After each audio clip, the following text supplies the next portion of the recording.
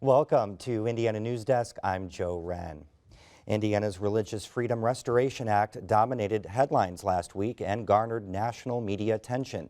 In response to the law, corporations, organizations, and other state governments announced they wouldn't work with Indiana if the law remained intact. State Impact Indiana's Clara McInerney reports on how the portrayal of Indiana in national media affected the decisions of a more impressionable group of outsiders, high school seniors from other states considering Indiana colleges and universities. Almost every day this month, hundreds of prospective students will visit Indiana University's campus. They either just recently committed or are trying to get one last feel for the university before choosing a school by the May 1st deadline. Liam Dixon is one of those students taking an April campus tour. He applied to 18 universities and has spent the majority of his senior year at home in Irvine, California, trying to decide which one is the best fit for him. And recently, he settled on IU. It was probably a week or two ago, but this is my first time visiting the campus. Around the same time he committed to IU, the news of Indiana's Religious Freedom Bill reached Dixon in California, where he goes to school with openly gay students and lives in what he calls a very open-minded community.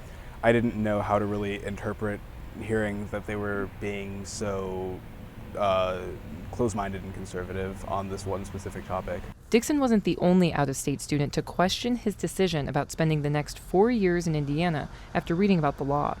The IU admissions office received multiple calls and emails from out-of-state students and their families. These are families that have developed relationships with us, and they've visited us many times. They've been engaged with us throughout their process, and they just want to know that the experiences that they've had with Indiana University and Bloomington to date are going to be the same experiences that they can expect in the future. Timi says although the timing of the commitment deadline and RFRA was unfortunate, it helped engage prospective families with IU and learn even more about the university. We welcome families to ask questions. We welcome students to ask questions. We're an institution of higher education. We invite academic inquiry. IU wasn't the only university to engage in the RFRA conversation. University presidents from Ball State, Butler, DePauw, as well as IU all issued statements saying their schools accept all students and oppose the law. But for students already attending Indiana colleges, the legislation and reaction from those in and out of the state prompted another question. Is Indiana a state they want to work and live in after graduation? That's something IU sophomore and Kokomo native Morgan Moore is currently grappling with. Moore studies political science at IU, is interning on a mayoral campaign in Bloomington, and is considering law school.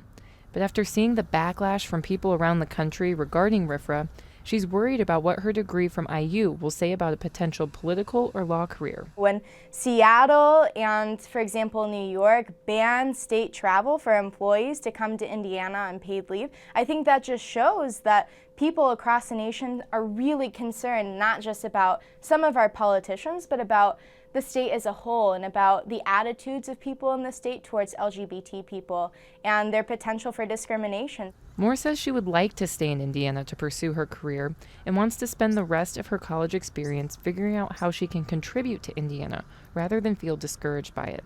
For Dixon, his visit to IU changed his perception of the state that RFRA created. He says as he walked around campus and saw signs promoting acceptance and talked with current students, he feels more excited about going to school there in the fall. I've definitely felt that people are more accepting here, and it doesn't seem like what went on from the Capitol building or what that's really being reflected down here at all in the students' mindsets. It seems like everyone's just a lot more kind of how the mindset is back in California, where they just don't care.